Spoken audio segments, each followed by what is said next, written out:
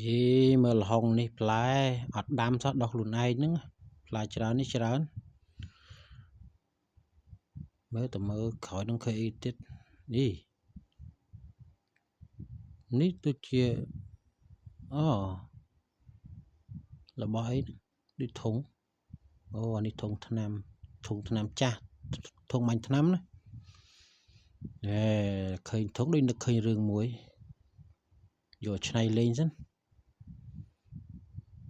នឹងចោះឯងចាំតិចទៅរករបស់បន្ថែមមើលនឹងឃ្លាំងមើលមានអីខ្លះអូច្រើនណាស់នេះគ្រប់សពត្រូវការអីឆ្វេងស្ដាំអូនេះសំណាញ់មង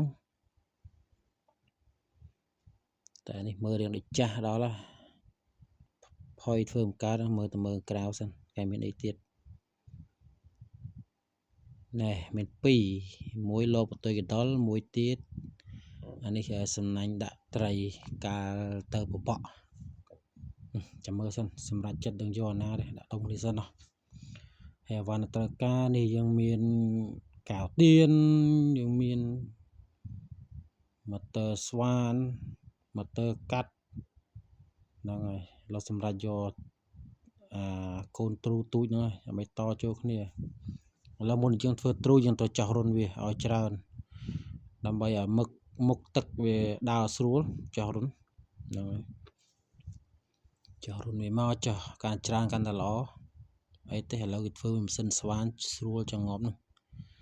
ឥឡូវកាត់គុតវាចេញកាត់គុតដែលនឹងគុតតចូលគ្នាអត់មានប្រើអីទេឥឡូវមានអីមានតែខ្សែរឹតនឹងហើយចោះរុនមកជុំវិញនឹងមករត់យកជាប់បាត់ហើយអូខេជាប់ហើយកន្លែងនេះកន្លែងដែលយើងយកត្រីចេញដោះកលឹះវាចេញមកគឺវាលបើកចេញមកហើយប្រើខ្ញុំធ្វើជាមួយនឹងដោសុភកសគុណក្មេងឥឡូវចេញពីសាច់កាហើយនេះរូបរាងវាទាំងស្រុងតោះយើងទៅដាក់ទ្រូ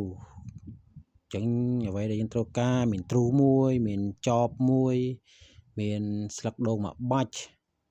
ហើយនឹងបង្កប់ដោយកបិតមួយដើមហ្នឹងហើយអូខេឥឡូវយើងមកដល់ស្រែហើយមើលទីតាំងសិននេះទីតាំងចាស់ទេកាលពីឆ្នាំតែមួយខ្ញុំដាក់នៅត្រីវាឡើងទៅលើហើយនេះផ្លូវដែលត្រីវាឡើងមកតាមនឹងហើយវាឡើងទៅតាមបឹងតាមកន្លែងដែលវាចង់ទៅ